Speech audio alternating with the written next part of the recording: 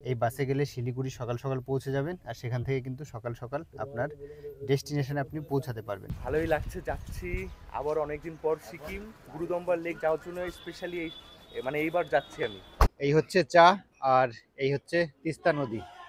Welcome to Gangtok. আর এখানে কিন্তু self service. তো গ্যাংটকে এসে যদি আপনারা কিছু কেনাকাটা করতে চান, সেই জন্য কিন্তু এই লালবাজারটা হচ্ছে সেরা মার্কেট।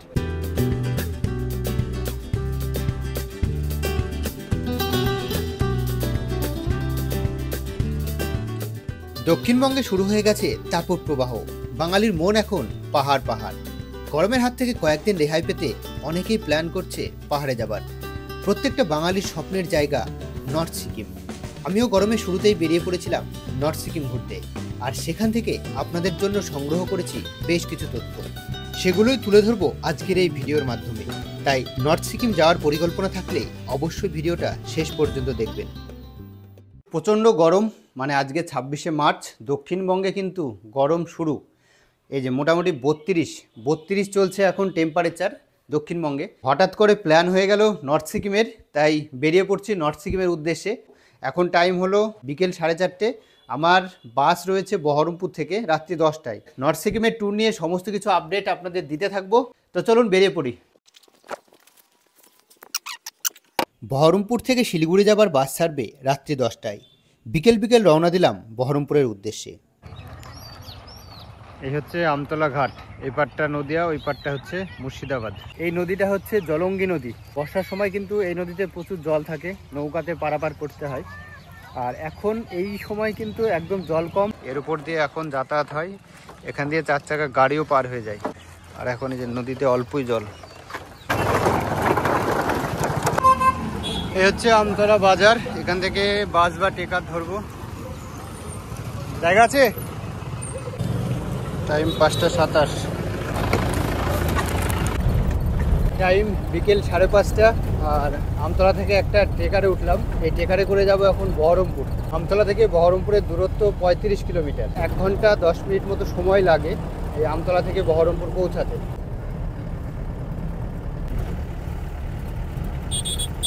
টাইম হলো 6:45। আর এই পৌঁছেও গেলাম। এই সামনে বহরমপুর বাস স্ট্যান্ড। এই হচ্ছে বহরমপুর মোহনা বাস স্ট্যান্ড। তো এখন এই দাঁড়িয়ে রয়েছি বহরমপুর মোহনা বাস স্ট্যান্ডের সামনে। আর সময় হলো সন্ধ্যে 7টা। আমার বাস রয়েছে এই বহরমপুর থেকে রাত্রি 10টার সময়। মানে 3 ঘন্টা আমাকে এখন সময় কাটাতে হবে এই বাস স্ট্যান্ডেই। সময় হয়ে গেল প্রায় 9:30। অনেকটা সময় কাটালাম বহরমপুর বাস স্ট্যান্ডে। আর বাড়ি থেকে খাবার নিয়ে এসেছিলাম, সেটাও খেয়ে নিলাম। আজকে বহরমপুর থেকে শিলিগুড়ি যাব বাসে করে। আরাধনা ট্রাভেলসের ভলভো বাসে সিট বুক করেছি রেড বাস অ্যাপ থেকে। আর এই হচ্ছে আরাধনা ট্রাভেলসের ইন্টেরিয়র। এই হচ্ছে 29 উইন্ডো সাইড। এটা আমার সিট। আর প্রত্যেকটা সিটে এরকম কম্বল দেওয়া আছে। আমি আমার সিটে বসে পড়লাম। উইন্ডো সাইড সিট আছে। এই বাসে আমি আগেও গিয়েছি, জার্নি করেছি, বেশ কমফোর্টেবল জার্নি হয়। এই বাসটা প্রত্যেক দিনই রাত্রি 10টায় ছাড়ে বহরমপুর থেকে, আর শিলিগুড়ি পৌঁছায় পরের দিন সকাল 6টায়। বেশ ভালো টাইমে পৌঁছায়। আপনারা দার্জিলিং যান বা গ্যাংটক যান, এই বাসে গেলে শিলিগুড়ি সকাল সকাল পৌঁছে যাবেন, আর সেখান থেকে কিন্তু সকাল সকাল আপনার ডেস্টিনেশনে আপনি পৌঁছাতে পারবেন। আর রাত্রে বাসে তেমন কিছু দেখানোর নেই, বাইরে সবই অন্ধকার। সময় রাত্রি 10:05। বহরমপুর থেকে শিলিগুড়ির উদ্দেশ্যে রওনা দিল আমাদের বাস। বাস ছাড়ার সঙ্গে সঙ্গে দেয়া হলো একটি করে জলের বোতল। বহরমপুর থেকে শিলিগুড়ি পর্যন্ত এই বাসে ভাড়া পড়েছে 850 টাকা। Time update 1:31। আমাদের বাস এসে দাঁড়ালো মালদার গাজল বলে একটা জায়গা, এখানে হোটেলে। এখানে এখন বাস একটু দাঁড়িয়েছে, যারা টয়লেট করবে তারা করতে পারে। সময় হয়ে গেল 1:30। গাজল থেকে বাস ছাড়তেই ঘুমিয়ে পড়েছিলাম। হঠাৎ চোখ খুলে দেখি মহানন্দা নদী পেরিয়ে শিলিগুড়ি ঢুকছে আমাদের বাস। তো এসে পৌঁছে গেলাম শিলিগুড়ি। আর এখন সময় হলো সকাল 6:10। আর এখানেও আমাকে বেশ কিছুক্ষণ ওয়েট করতে হবে, কারণ যাদের সঙ্গে একসঙ্গে গ্যাংটক যাব তারা এখনও এসে পৌঁছায়নি। বেশ কিছুক্ষণ সময় লাগবে তাদের এসে পৌঁছাতে, মোটামুটি ঘন্টা 2 লেগে যাবে। তো এই সময়টা এখানে ওয়েট করব, তারপরে ওরা আসলে একসঙ্গে বেরিয়ে পড়বো গ্যাংটকের উদ্দেশ্যে। আমরা যেহেতু প্যাকেজ ট্যুরে যাচ্ছি নর্থ সিকিম ঘুরতে, তাই আমাদের পিক আপ হবে এই শিলিগুড়ি থেকেই। তো শিলিগুড়িতে আমাদের গাড়ি আসবে, সেই গাড়ি করে আমরা আজকে চলে যাব গ্যাংটকে। এই হচ্ছে আমাদের গাড়ি, ইনোভা ক্রিস্টা। এই গাড়ি করে আমরা আজকে গ্যাংটক যাব।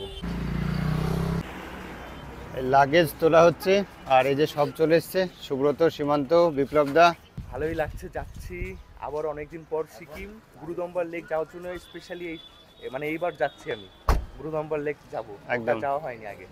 তো আমরা শিলিগুড়ি থেকে বেরিয়ে পড়লাম এই গাড়িতে। আর বলো সীমান্ত, কেমন লাগছে? খুবই এক্সাইটেড, প্রথমবার। তুমি প্রথমবার? একদম আমি সিকিমই প্রথমবার। সিকিম প্রথমবার? ও, অনেকটা এক্সাইটেড তুমি। অনেক, তার মধ্যে প্রথমবারই নর্থ সিকিম। সীমান্ত, প্রথমবার গুরুদংমার লেক দেখবো। গুরুদংমার লেক জানি না যেতে পারবো কিনা, খোলা থাকবে কিনা জানি না, যদি ভাগ্যে থাকে দেখতে পাবো। একদম।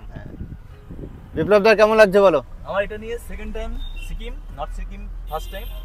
আর নর্থ সিকিম গুরুদংমার লেক এটা নিয়ে প্রচুর এক্সাইটেড। দেখা যাক কি আছে ভাগ্যে। একদম। শিলিগুড়ি পার করে এগিয়ে যাচ্ছি সেবকের দিকে। আর এই যে জঙ্গল, এই জঙ্গলের মধ্যে দিয়ে রাস্তাটা কিন্তু দারুণ লাগে, আমার তো অসাধারণ লাগে।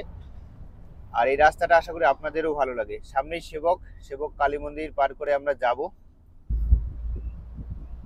শিলিগুড়ি থেকে গ্যাংটকের দূরত্ব 113 কিলোমিটার। এই রাস্তাটা যেতে আমাদের সময় লেগে যাবে প্রায় 5 ঘন্টা মতো। এই যে প্রথম পাহাড়ের দর্শন আজকে।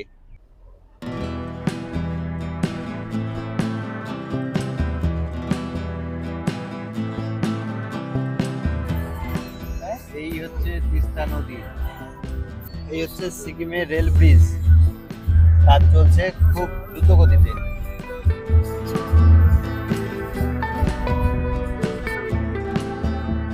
যে রেল ব্রিজটা দেখলাম সেটা কিন্তু সিকিমের রেল ব্রিজ, খুব দ্রুত গতিতে কাজ চলছে। তো আমরা তখন কিন্তু ট্রেনে করে সরাসরি সিকিমে চলে আসতে পারবো, সিকিমের রংপো পর্যন্ত।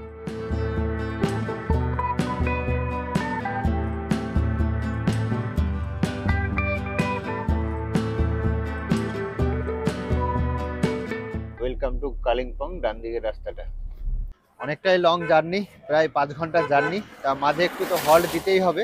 তো এখানে লাভার বটে বলে একটা জায়গা, এখানে দাঁড়ালাম। এখানে একটা রেস্টুরেন্ট আছে, এখানে এখন আমরা ব্রেকফাস্টে করে নেব। আর এই হোটেলের পেছন দিক থেকে সুন্দর তিস্তা দেখা যায়। হোটেলের পেছন দিয়ে এরকম তিস্তা নদী বয়ে গেছে। এখানেই তিস্তার উপরে রিভার রাফটিং করা হয়, সেটাই দাঁড়িয়ে দাঁড়িয়ে দেখছিলাম। কি দারুণ জায়গা! এদিকে পেছনে একদম তিস্তা নদী হোটেলের পেছন দিয়ে বয়ে চলেছে। রুটি সবজি দিয়ে একটা প্লেট থালি অর্ডার দিয়েছিলাম, 90 টাকা যেটা বললাম। 3টে রুটি দিয়েছে গরম গরম। আর এখানে একটা চানা মশলা টাইপের। আর এখানে চাটনি, এটাও গোরখে চাটনি, নেপালি গোরখে চাটনি বলে এটাকে। আর এখানে একটা আলু দিয়ে ছোলা দিয়ে একটা সবজি। আর সীমান্ত নিয়েছে এই যে মোমো, চিকেন মোমো নিয়েছে। চিকেন মোমো কত নিল? 130 টাকা। 130 টাকা। পাহাড়ে আসার পরে মোমো খাওয়ার একটা আলাদা ইয়ে। আর সুব্রত তো খেতে শুরু করেছে। কেমন? অনেক খিদে পেয়ে গেছে, ভালোই খেতে, গরম গরম আছে। सब्जी वब्जी चाहिए तो ठीक है। मांगिए। हाँ? चाय इसके बाद ना। ব্রেকফাস্ট কমপ্লিট হলো রুটি দিয়ে সবজি দিয়ে। আর এবারে নিয়ে নিলাম গরম গরম দুধ চা। এই হচ্ছে চা আর এই হচ্ছে তিস্তা নদী। দারুণ দারুণ।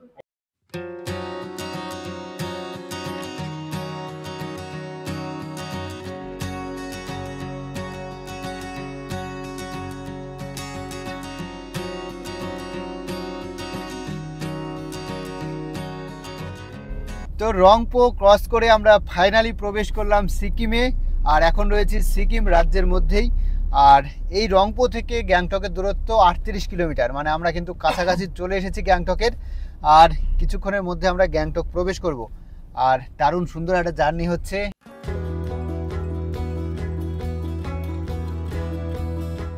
Welcome to Gangtok. আমরা কিন্তু অলরেডি প্রবেশ করে গেছি গ্যাংটকে।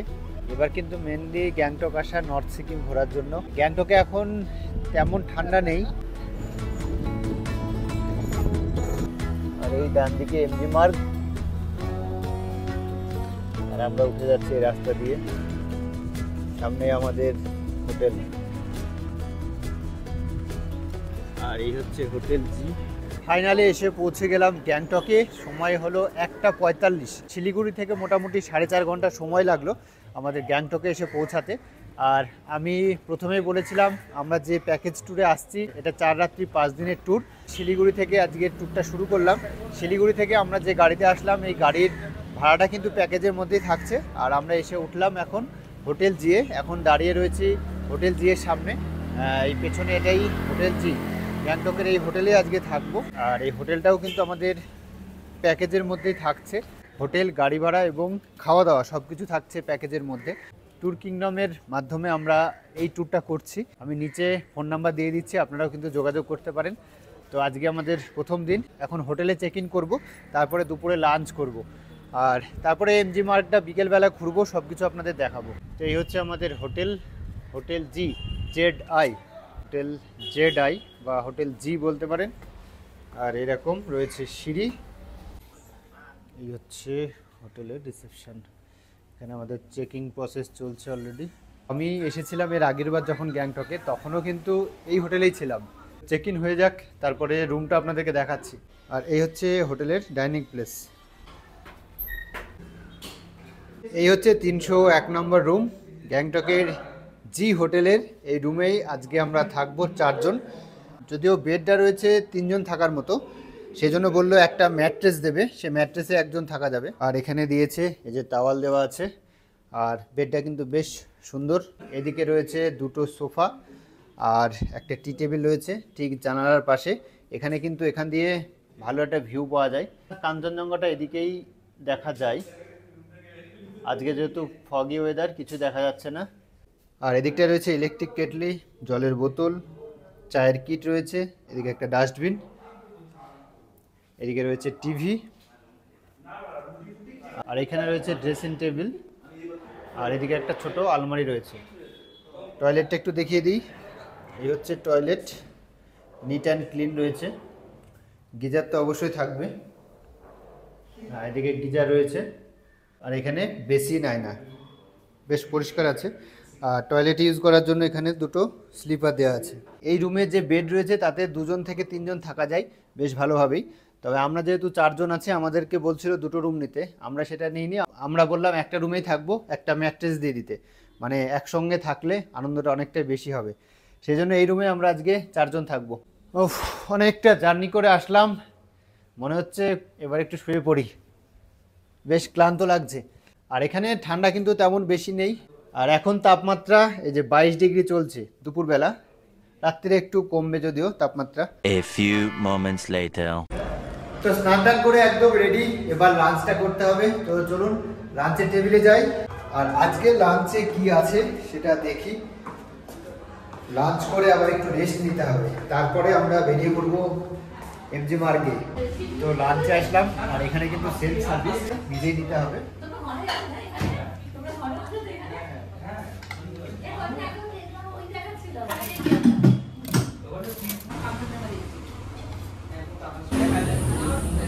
নিয়ে বসে গেলাম, আর এখানে self service system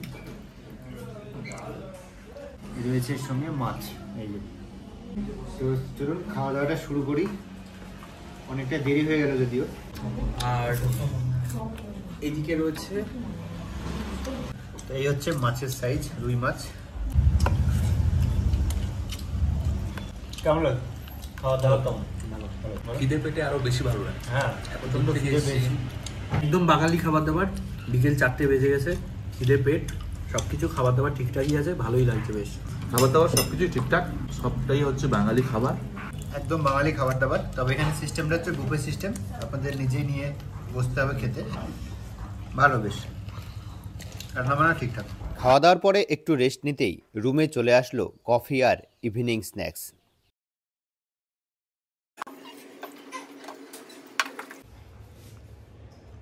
evening snacks আর কফি খেয়ে এবারে একটু বেরিয়ে পড়লাম, এমজি মার্গে যেতে হবে। গ্যাংটক এসেছি, এমজি মার্গে তো একটু যেতেই হবে। সন্ধেবেলা এমজি মার্গটা কিন্তু দারুণ জমজমাট থাকে। আমরা যে হোটেলে আছি সেই হোটেল থেকে 2-3 মিনিটের রাস্তায় এই এমজি মার্গ। এই এসে পৌঁছে গেলাম এমজি মার্গে। দুর্দান্ত একটা জায়গা এই এমজি মার্গ, গ্যাংটকের সেরা জায়গা। দিকটা রয়েছে গান্ধীজি, এমজি মার্গের এদিকটায় গান্ধীজি, আর এর ঠিক উল্টো দিকে ওই সাইডে রয়েছে রেড পান্ডা। সন্ধেবেলায় এই এমজি মার্গের এই রাস্তাটা একটু হাঁটাহাঁটি করব। আর এই রাস্তায় কিন্তু শুধু হেঁটেই যাওয়া যায়, এই রাস্তায় কিন্তু কোনো মোটর বাইক বা গাড়ি অ্যালাউ নেই। এখানে শুধুমাত্র হেঁটে হেঁটে যাওয়া যায় এই জায়গাটা, যে কারণে এই জায়গাটা এত সুন্দর লাগে। সন্ধেবেলা তো এই জায়গাটা দারুণ জমজমাট থাকে। আর এরকম বসার জায়গা পরপর পেয়ে যাবেন, আপনারা একটু বসেও এখানে সময় কাটাতে পারবেন। দারুণ সুন্দর একটা জায়গা এমজি মার্গ। সন্ধেবেলায় কিন্তু আমার এই জায়গাটা সব থেকে ভালো লাগে। আর এই এমজি মার্গের দুই দিকে রয়েছে প্রচুর দোকানপাট, বিভিন্ন রকমের দোকান, খাবার দোকান, কেনাকাটা দোকান, সব কিছু রয়েছে। তো বেশ সুন্দর একটা জায়গা এই গ্যাংটকের এমজি মার্গ। তো আপনারা কিন্তু সন্ধেবেলাটা এই জায়গাটায় অবশ্যই আসবেন। গ্যাংটকে তেমন কিছু ঠান্ডা নেই। দুপুরে যখন আসলাম তখন 22 ডিগ্রি ছিল টেম্পারেচার, আর এখন সন্ধেবেলা দেখছি 16 ডিগ্রি 17 ডিগ্রি এরকম টেম্পারেচার রয়েছে। আর হাঁটতে হাঁটতে এমজি মার্গের এই দিকটা চলে আসলাম। এদিকে রয়েছে এই যে রেড পান্ডা, এখানে কিন্তু অনেকে ছবি তোলে এই রেড পান্ডার সামনে। এখানে রয়েছে রেড পান্ডা এমজি মার্গের, আর ঠিক তার উল্টো দিকে এদিকে রয়েছে ওয়েলকাম টু লালবাজার। এই হচ্ছে লালবাজার যাওয়ার রাস্তা। তো গ্যাংটকে এসে যদি আপনারা কিছু কেনাকাটা করতে চান, সেই জন্য কিন্তু এই লালবাজারটা হচ্ছে সেরা মার্কেট। এখান থেকে আপনারা কিনতে পারেন, অনেক রকম ভ্যারাইটিস জিনিসপত্র পেয়ে যাবেন। এছাড়াও দাম কিন্তু অনেকটাই কম হয় এখানে। লালবাজারে তো আসলাম, কিন্তু আজকে বৃহস্পতিবার, এই লালবাজার মার্কেট বৃহস্পতিবারে বন্ধ থাকে। এসে শুনলাম, কি আর করা যাবে, ভেবেছিলাম এখান থেকে একটা জ্যাকেট কিনবো লালবাজার থেকে। তো আজকে দেখছি মার্কেটটা বন্ধ রয়েছে, কিন্তু জ্যাকেট তো একটা কিনতেই হবে, যেহেতু কালকে নর্থ সিকিম যাওয়া আছে। এখান থেকে না পেলেও অন্য জায়গা থেকে হলেও কিনতে হবে। এটা হচ্ছে গ্যাংটকের লালবাজার, আজকে কিন্তু বন্ধ বৃহস্পতিবার। এটাই হচ্ছে লালবাজার, কিন্তু আজকে বৃহস্পতিবার, দুঃখের বিষয় বন্ধ রয়েছে, তাই মার্কেটটা দেখতে পেলাম না। আর এখান থেকে কেনার ইচ্ছা ছিল কিছু, সেটাও কেনা হলো না। লালবাজার আজকে বন্ধ বৃহস্পতিবার, তাই সেখান থেকে জ্যাকেট কেনা হয়নি। তো এমজি মার্গে আসলাম। এমজি মার্গের এখানেও প্রচুর দোকান রয়েছে, সেখান থেকে একটা জ্যাকেট কিনে নিলাম। বাড়ি থেকে জ্যাকেট নিয়ে আসিনি, কারণ ভাবলাম গ্যাংটকে জ্যাকেটটা কিনবো, তাই এখান থেকে কিনে নিলাম। আর এবারে যেটা কিনতে হবে সেটা হচ্ছে একটা অক্সিজেন ক্যান। গুরুদম্বার লেকে গেলে কিন্তু অক্সিজেন ক্যানটা লাগবে, খুব জরুরি জিনিস। সেটাও এখন কিনে নেব, তারপরে রুমে ফিরবো। সময় হয়ে গেল রাত্রি 10টা।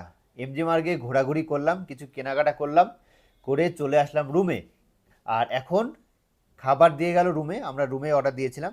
এই যে মোটামুটি অনেক কিছু খাবার দিয়েছে, আমরা 4 জন আছি। তো এখন খাওয়া দাওয়াটা সেরে নেব, সেরে তাড়াতাড়ি ঘুমিয়ে পড়বো। এই কারণে কালকে কিন্তু আমাদের সকাল সকাল বেরোতে হবে। কালকে যাব নর্থ সিকিমের লাচেন। অনেকটা সময় লাগবে, যদিও গ্যাংটক থেকে লাচেনের দূরত্ব 125 কিলোমিটার, কিন্তু টাইম লাগবে অনেকটাই, প্রায় 8 থেকে 10 ঘন্টা সময় লাগতে পারে, যেহেতু রাস্তাটা খারাপ আছে। তো সেই জন্য এখন তাড়াতাড়ি খেয়ে নিয়ে ঘুমিয়ে পড়বো, আবার কালকে সকালে বেরিয়ে পড়বো লাচেনের উদ্দেশ্যে। তাই এই ভিডিওটা কিন্তু আর বড় করছি না। নর্থ সিকিম নিয়ে পরবর্তী যে আপডেট, সেগুলো কিন্তু নেক্সট ভিডিওতে আমি আপনাদের সঙ্গে শেয়ার করব। আর আজকের ভিডিওটা এখানেই শেষ করব, কারণ ভিডিওটা অনেকটা বড় হয়ে যাচ্ছে। অবশ্যই পরের ভিডিওটা দেখবেন, কারণ কালকে শুরু করব নর্থ সিকিম জার্নি। আর আজকের এই ভিডিওটা কেমন লাগলো অবশ্যই কমেন্ট করে জানাবেন। ভালো লাগলে একটা লাইক করবেন। সবাই ভালো থাকবেন, সুস্থ থাকবেন। এখন খাওয়া দাওয়াটা সেরে নিয়ে ঘুমিয়ে পড়বো। টাটা।